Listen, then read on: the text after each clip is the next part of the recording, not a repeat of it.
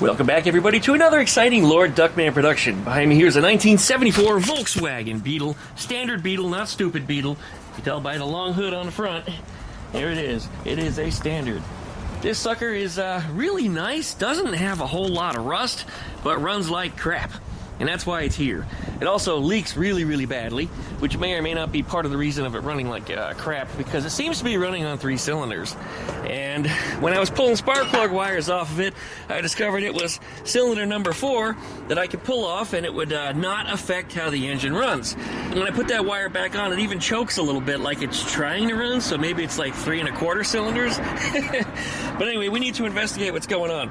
Now, if there's a hole blown in a piston or something, that could be why it's leaking oil all over the place from all the excessive blow-by. What we're going to do first, though, is we're going to pull off the valve cover on this side over here, and we're going to have a look at the valves inside and look at the rockers and make sure that everything is doing what it's supposed to do. If that looks good, then I need to start checking things like spark plug wires, distributor caps, and all that other stuff. But if this cylinder is trying to run, I suspect it's probably in the valve, especially since I'm hearing a little ticky when it runs. Anyways, we'll be right back after the intro, so licky, comment, and subscribe. And don't forget to plug the dingle bells to get updates every time I upload a video. Check out duckshit.net for all of my different social media links, and we'll be right back.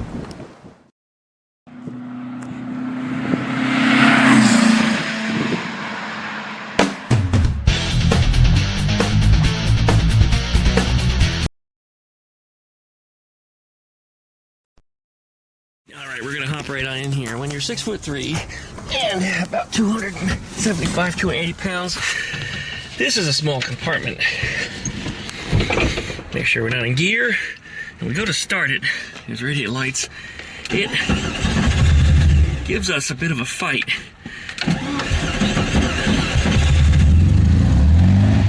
I gotta hold the pedal to the floor just to keep it running, and it that was floored. See how long it took for it to build revs?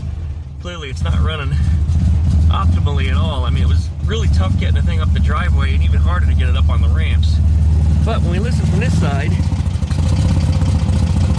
you hear the valves don't sound quite right. I think that's probably where our problem is at.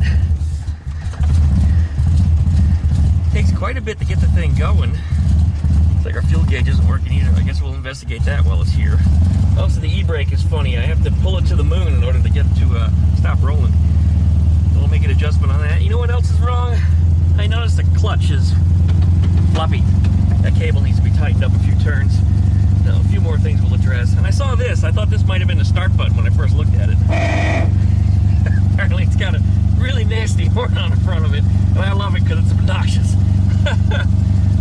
Well, anyway, we're going to let it warm up just a little bit. Oh my God, the gas gauge just worked. What was that all about? Did it have something to do with this button? That's interesting. Alright, well, we need to investigate that. Alright, this is how it idles when it's warmed up. You see how much it's shaking? It's just something fierce. Pull this wire out, makes no difference at all. Try to put it back like this, just a little bit. Sometimes you can lengthen that spark and it might make it fire. Made no difference. And when I pull it off, though, I hear a little sputter that went away. So I think the ignition is working on that cylinder. So valve cover it is. I guess we'll get under there with a couple tools. It's not a typical baling wire cover. This one actually has bolt on. So we'll unbolt it and we'll pull it out of there. And I'm not going to run it too much over here because it does leak, although it hasn't yet. But that's what the piece of wood is for. It's kind of absorbent. It'll catch some of the drippy droppies. Alright, well, let's see what we got. You guys have seen me adjust valves on these engines many times before, so I'm not going to do the whole shtick in this video. You can see a link down below in the video description, and you could probably find one up in the corner of the screen that I probably would have posted there for you. Otherwise, let's go ahead and move on. Alright, rain is anticipated today, and it just started raining on me. Oh yeah, I think the engine just started up. I'll pull that rocker cover off. You guys are about to see what I'm going to see, and yeah, I already took the bolts out of it. Alright, what are we looking at? I do see one valve open, the other one's closed. I don't see anything wrong yet. What I need to do is wind this side to top dead center. And what I really need to do is I need to take the rockers off and then run a straight edge along the valves. And they should be all pretty much even with very little variance. If you see a huge deviation, like one of the valves is sitting up really tall, that means your valve sunk. If you see the opposite and the valve is way the hell in, that means the seat fell out. and the valve is stuck in an open position, which is also not good. But it looks like our push rods are on where they belong on all of them. I don't know if they're over tight or anything, but I guess we're about to find out. All right, let me wind that back around to top dead center on cylinder number 4, and let's have a look again and see if these valves have any clearance on them or any lash. They look like they might be a little tight, actually. I guess we're going to do a valve adjustment on this one. That's what it's looking like. Yeah, all right, using a wrench, I wound it around to cylinder number 4. See which direction that the rotor is pointing in, which is pointing towards cylinder 4 wire. And the marking for top dead center is on the bottom, which is correct for cylinder number 4. So if we get under here now and we look, we should see both valves currently closed, and there should be a little bit of lash. Intake side is lash, exhaust side is, well, freaking tight. Way too tight. Okay, that's where we're going to start, right here. We're going to do a valve job on this cylinder, and before I do anything else and do the valve job on the rest of the car, we're going to put the cover back on and try to run it again and see what it sounds like. If it sounds better, or it starts running on all 4 cylinders, then we know we're good. If it still doesn't, then we got to look a little deeper. So before I spend all the time doing a valve job on an engine that may have bigger problems, you know what I mean, we'll just get this adjusted. All right, so let me go grab my feeler gauges. It's starting to rain a little harder out here, and it's cold. It's cold rain. Not nice. Not nice at all. I'm actually starting to shiver. All right, well, anyway, all right, let's get that adjusted. I went under here and I adjusted the valves on both cylinders, 4 and 3, and I'm on 3 right now. So it's just a light drag, which is 0.06 of an inch. The reason why I did both of them is so that way I may not have to take this cover back off again. But at this point now, you can hear just a little bit of play in them. This one too. That one's currently open, so you're not going to get any play out of it. But now we are set. Now these valves are all kinds of wonky. These 2 were very, very loose. This one was just a little loose, and this one was way too freaking tight. So I'm going to say that whoever was working on this had no clue. And the reason why I'm saying that is because typically when these engines wear over time, the valves wear to being tight. The clearances will close as the valves sink into the head. And that's typically what you'd see on these engines. So it's the opposite. We've got gaps opening up instead of gaps closing up. So anyway, we'll put the cover back on under here, and we're going to start it back up and see if that makes a difference as to how it runs. And then we'll address the other side right after that. And here it is. Our bolts go back in. I don't like these bolt-down ones. Too much work. See what I mean? Especially with one hand. All right, but we'll come back to it. Where our cover is back on, and then bolts are good and tight, as they say in Germany. Das ist gut und tight. Good. Snugged up. Let's try to start it up and see what happens. Oh my God, it's getting so cold out here. This is not the Florida I moved into. No, no, no. I turned the automatic coloring and brightness on the camera here. It was in the wrong mode. All right, here we go. Make sure we're not in gear. Let's try to start it up. Oh, you know what? I didn't put the distributor cap back on. You saw the Duckman do it dumb. Yeah. Hey, Duckman, you're a dumb. Yeah, Duckman's human. He makes mistakes, too. I'm a much smaller target than a lot of other folks are because I don't make as many mistakes, but I'm not completely infallible.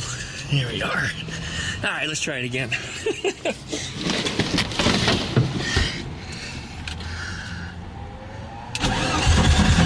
Oh, it's already starting easier than it did.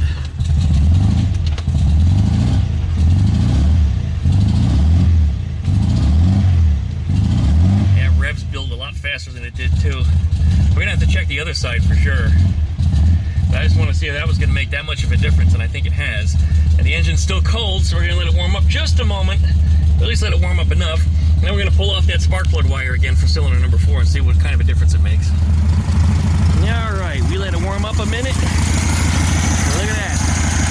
Idling now, it's not shaking all over the place like it was before. What happens when we pull this out? It does affect the engine speed. Yeah. Yeah, there is a difference. Alright, so that's fixed. We're good there. We're going to adjust the valves on the other side too, and then we're going to check some other things like timing. I don't know if it's wrong or not, but the distributor doesn't look quite right to me. So I got my timing light over there. We'll get it hooked up, and we'll have a look and see just how it's timed, because, well, it's definitely putting on power a lot better than it did. Wow, it's a lot better than it was. Still a little sluggish, though. Now I think it might be timing. We are going to clean the carburetor also, but we'll get to that when we get to that. Currently, it seems like it might be okay. All right. You may notice when you look at that distributor, it's not the right one anyway. For those of you that are veterans here on the DuckmanCycles channel, you'll know right away that 009 distributors are garbage. We're going to replace that with a 034. And guess what we got? Yeah, we got one right here. So we're going to put that in there. But first we're going to check the timing just because I'm curious of what state it's in. Let's see. Alright, there's our timing light. We'll set it to 0. And where the hell's our timing mark? I don't see it. Oh, it's way over there. Alright, well let's set it to 7.5, which should be about where we should be at idle. And it's even further off to the side. Alright, we're definitely out of time. Something's really weird here. Yeah, I think it's timed after dead center. Should be before, 7.5 before. Alright, 10mm nut right there. We'll loosen that up, and then we'll try moving the distributor and see how it affects the engine. Alright.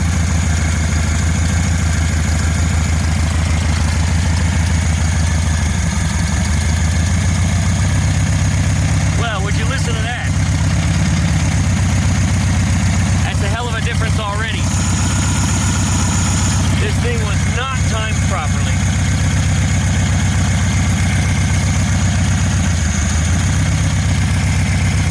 And look, the cover of the distributor is missing too. So it's getting dirt in it, and water, and whatever else.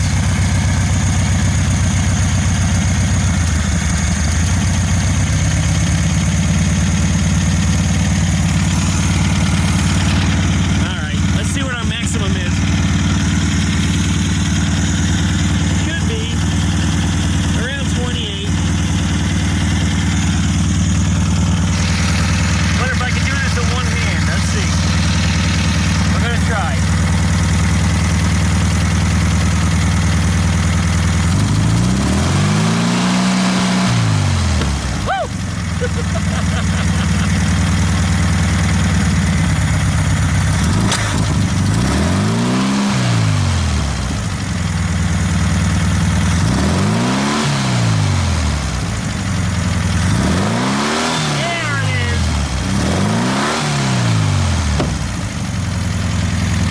Surprise, but now it seems to be doing what it's supposed to do.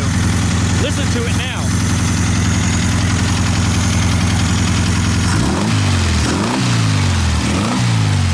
Now we got an exhaust leak under there, you can see it. But that is a miraculous difference. Well anyway, we're going to stop here. We're pulling that distributor shit out. We're going to put the proper one in, and then we'll tune it a little bit. And then we'll start looking at cleaning that carburetor. Alright, we're going to take this distributor cap off. I currently have it pointing towards cylinder number 1, and I did that on purpose, because these 034 distributors are very often indexed in a different direction. So, I'm going to pull that cap out, and we're going to pull the distributor out completely as well. Now this is something that we'll come back and talk about, the alignment of that rotor when we put the new distributor back in. First I have to complete some wiring on it, because it comes with bare wires, and I have to put the little plug-in ends on there so that way it goes in the coil. But anyway, we'll put them on there. I always shrink wrap them. I make them real nice so they're nice and solid. That's how I always know the car's been worked on by me, and that's been installed by me, is because I always shrink tube everything. I like to put a proper insulator on so we don't have fire. Alright, this is good. Get this all set, and we'll be right back after I set those connectors. Alright, there's my electrical connections, all well terminated, nicely insulated. I've had folks that do electrical work that don't even own Volkswagens that stop on my YouTube channel and compliment me on that. Apparently, I do a heck of a job. So, you want to put a little oil on this O-ring that's on here. So you want it to slide in, sometimes they don't.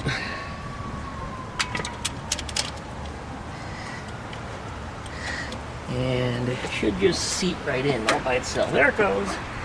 I found myself tapping them sometimes with a mallet gently, just a little lightly, just kind of drop the mallet on it. You don't actually pound it in, but that's often something that'll get it if in the event it doesn't go.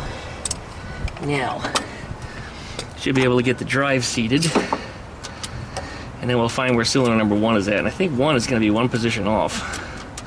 That's it right there. That other distributor was weird. That's what I thought. It's just very weird. I think the distributor drive in here is not right either. These positions just don't look like they normally do. Well, if that's number 1, and we need to put our cap on here, find out how we're oriented.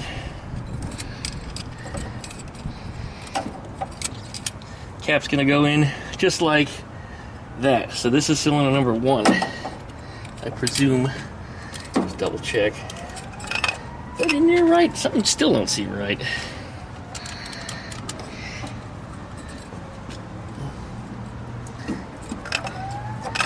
Yeah, the distributor drive's not in here right. That's okay, we can compensate for it. So that's going to be cylinder number 1, and that's probably about how the distributor is going to be timed. Right about there. So we know before that this one is number 1. So if that's number 1, now we need to move 1 to our new position. And again, this is only because we've changed out the distributor, and these are just hooked up a little differently. The drive in them is just different. Nothing's wrong with it.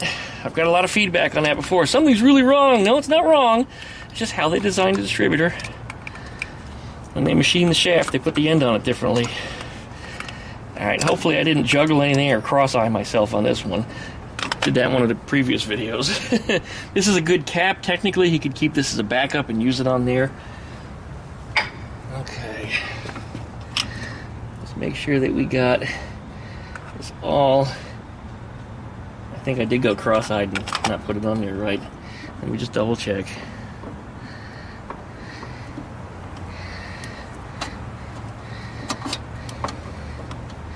Yeah, that one's 1. No, I got it on there right. Okay, this goes here, and I should be able to start it. And I think timing is right about there, approximately. I almost forgot before we do anything. I'm gonna plug the wires in. It ain't gonna go with no wires on it. Okay, positive is gonna be on this side, which doesn't have enough terminals. I guess we're gonna have to fix that. And the carburetor wire's falling off of that too. Okay, gonna have to add a terminal on the positive side. Yeah, it should be 3, there's only 2. No worries. There's a little 8mm nut that holds this on. I'll unscrew that and just add a terminal to it off of another junk coil I have inside. Can make anything work. Alright, I put a little splitter terminal on there because I couldn't find one to unbolt off of another coil. I guess I'm out of them. Every single coil I have is missing terminals.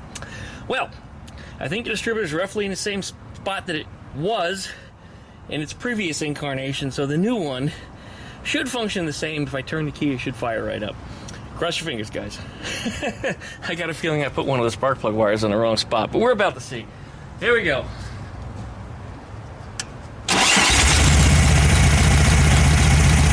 Damn, that's the easiest it started yet since it's been here.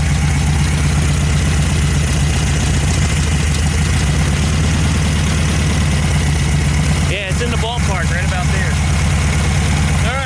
With the vacuum off, we're going to set the timing to 28 degrees before top dead center. Alright, here we go.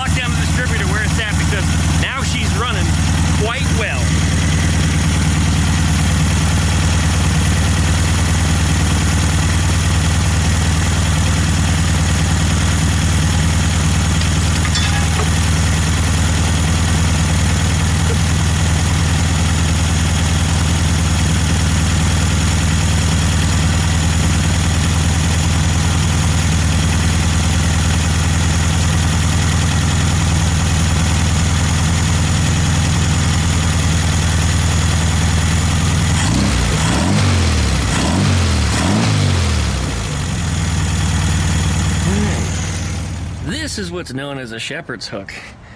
This goes from the side of a stock carburetor, if I can get the little hosey thing off. Cap that's on there, vacuum cap, doesn't want to release. Don't matter if I damage it because it's getting rid of. Anyway, goodbye. And it goes on the side here, and the shape of this is important because the purpose of this is to stop fuel, because gas, you get back through the line and down into the diaphragm here, and it will rot it out. So this is a trap, essentially, like a P-trap under your sink. Kind of the same concept, except in reverse direction. Alright, there it is. That sets that up. I guess we can take my timing light off, and it's safe to take it for a test drive at this point. So I might just move my cars out of the way and go take it up and down the block one time and see what I think. Still need some more work on it. We do know we need to do the valves on that side yet. I did not want to attack it. I like to attack one problem at a time. We do know there was a problem there. We don't know if there's a problem on that side yet. And I still want to clean out the carburetor. That was part of the request, so that carburetor will be coming off of there. Although, I don't think that's a problem. This thing has been running really, really good, but just looking at it, it looks pretty just skeezy on the outside. So, yeah, we'll take it apart and go through and just make sure. He did say there was a leak or something on the side of it. I don't see that or any evidence of it, but nonetheless, we'll address that and replace the gasket if we need to, but we're not going to do that on this step. No. All right, meanwhile, take the timing light out of here. 034 distributor, guys. Get rid of your 009s. They're garbage. Unless you have to have a 009. If you have to have a 009 because, let's say, your vehicle doesn't have a vacuum bung on the side of your carburetor, then I guess that's okay, because you don't have another choice. But my answer to you then is get rid of your bullshit carburetor and get something that has a proper vacuum port. There you go. Anyway, let's finish cleaning up.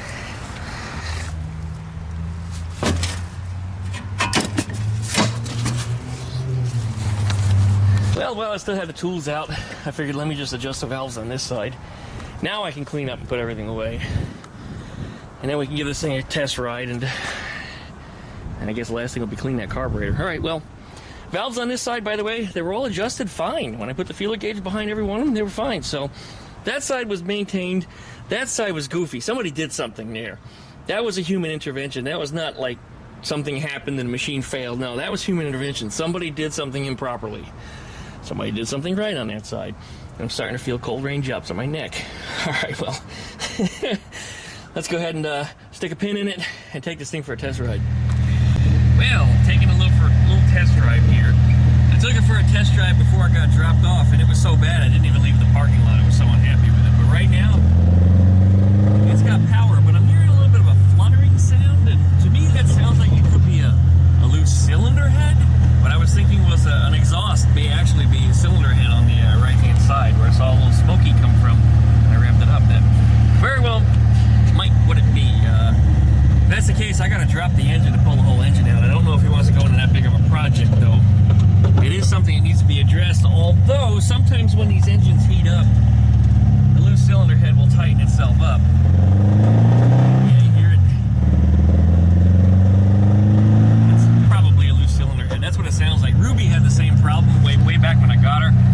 I didn't realize that's what it was, and it was a little quieter than this one's was. When the engine got hot, you never heard it. So it was something I failed to address for, a number of years, until one day I pulled the engine out and took everything apart and torqued down the head, and it hasn't been an issue since. This one runs good. No weird smells coming from the engine now. I mean, before it had no power down low. Right now we're in third gear. I don't think I can make this turn in third gear, but we'll try. Third gear, here we go, third gear. See it? Third gear position. We're gonna lug it.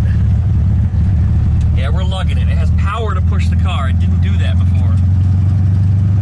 You see what I mean? It's going. It's actually going. Yeah, that was impossible before. There's a little rut right here. I'm going to downshift a second. So you don't want to lug this engine too much. Being air-cooled, it is very, very reliant on that fan spinning at speed in order to keep the engine cool. So for those of you that are out there and you're climbing a hill or something, downshift. Just do it. Your engine will run cooler and it'll last you longer as a result.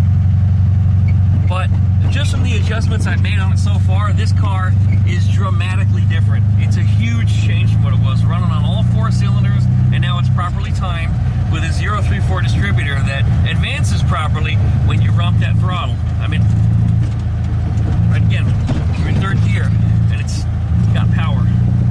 It just goes. Alright, part of the job was still to clean that carburetor, so we're going to take this thing home, we're going to clean off that carburetor, and we'll probably have a separate video on that one, so I guess that's it for this video. So likey, comment, and subscribe.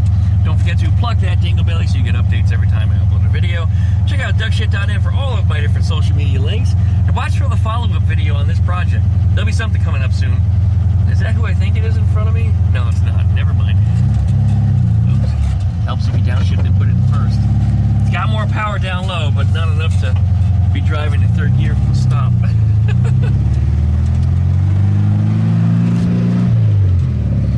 Really should be driving with 2 hands. Yeah, it's cylinder head problem. That's got to be. Unless it's something else rattling back there, but it could be a loose exhaust, but it has that distinct sound of a cylinder head. Alright, well, home we go. Now it's not doing it. I don't know. Car's going though. Speedometer ain't working, but we're moving. This clutch pedal and brake pedal both feel loose. Probably have to adjust the free play on them.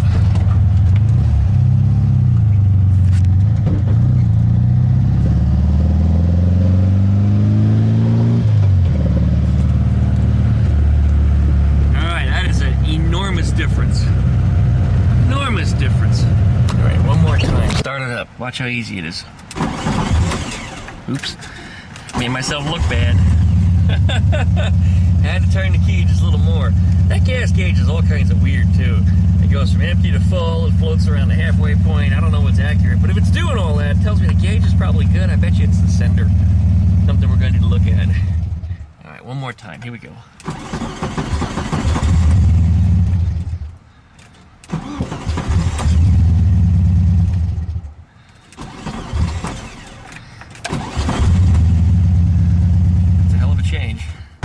Might actually start a little easier if I'm on the throttle. Nope, that made it worse.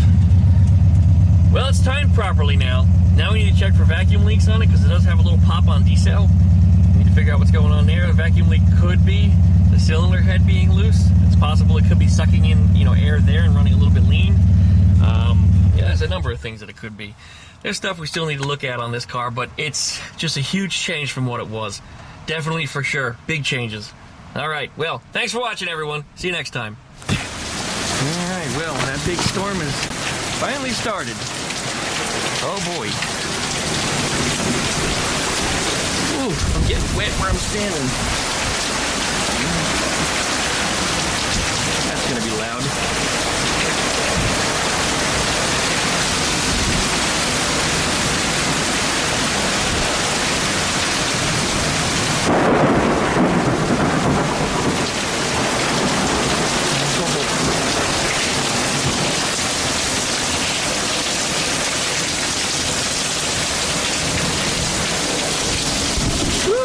Alright, enough getting the camera wet.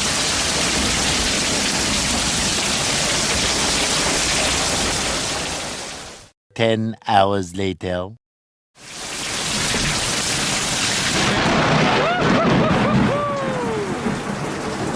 Wow, I started recording just in time for that one. But here we are 4 hours later, and I'm still awake. It's about 5 a.m. And, well, we took a break in the storm for a little bit, and then it started right back up again. I already have to wipe the lens. There's like a mist out here coming sideways. And that's going to be loud.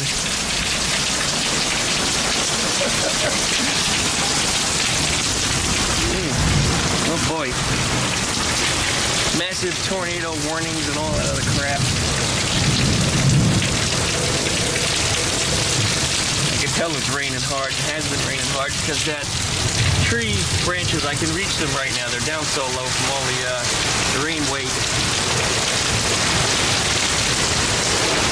I always wonder if my garage tents are going to get lost again like they did in the hurricane a couple years ago. Well, my fence is open. Wind blew that out.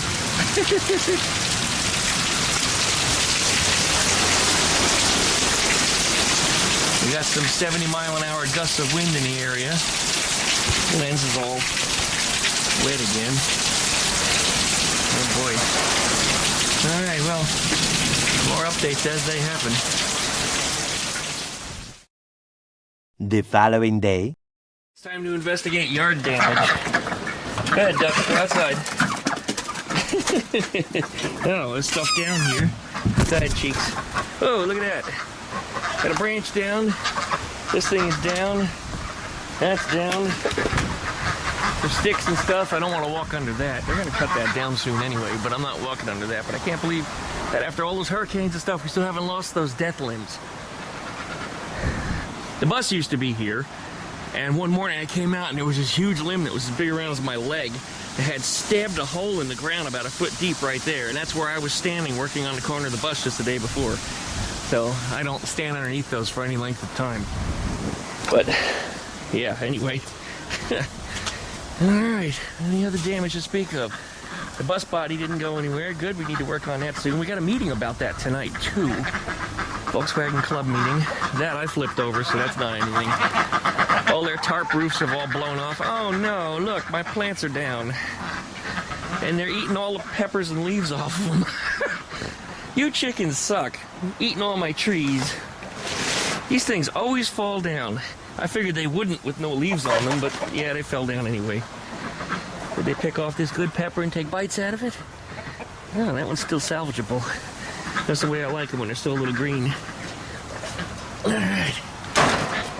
But like tomatoes, if you leave these in warm temperatures over 65, 70 degrees, they will continue to ripen.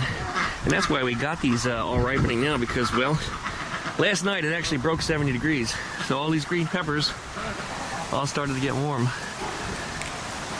Yeah, so all these can come off. Anyway, I gotta fill up my pockets. All my winter peppers. I see you waiting there for more. You picked all the leaves off of this thing. Every single leaf is gone. Every single leaf is gone. And then they started picking at the peppers. You see they took bites out of them here. Here, this is for you. Go get it. And they actually do eat the habaneros. This one's a keeper. They only eat the green ones though. They don't like the orange ones. Alright. Well, I guess that's it for now. Thanks for watching, guys. So much for Stormageddon 2024, huh? I'm glad I got a new roof. I'm just glad the trees didn't go through it. That looks like it's getting ready to go. But they're cutting that fucker down. I'm surprised it's not done yet, actually. I gotta call them and find out what's going on. What, chickens? Good chickens. I gotta fix your roof on the duck house. You got chicken food in here. Yep, that's it. Again, guys, thanks for watching. Oh no, look, it's a porno movie over here. Boomer! What are you doing to that girl? Boomer! I just guilt tripped him and he stopped. He's walking away. He knows. Alright, well, I'll let them be. Well, what are you doing? We don't only have interspecies stuff going on here, we also have girl-on-girl action, so, yeah. And yes, they are both girls, there's no mistaking here. Just that one of them just sort of likes to jump on her sister. And then Boomer sometimes will get in between both of them and he'll make a Boomer sandwich. Boomer, why are you on me? Again, interspecies stuff. You got girls, I got you 2 girls on purpose. Go get the girls. Let's see if he gets in on that. He might. No, maybe not. Damn it, Boomer. You're no son of mine.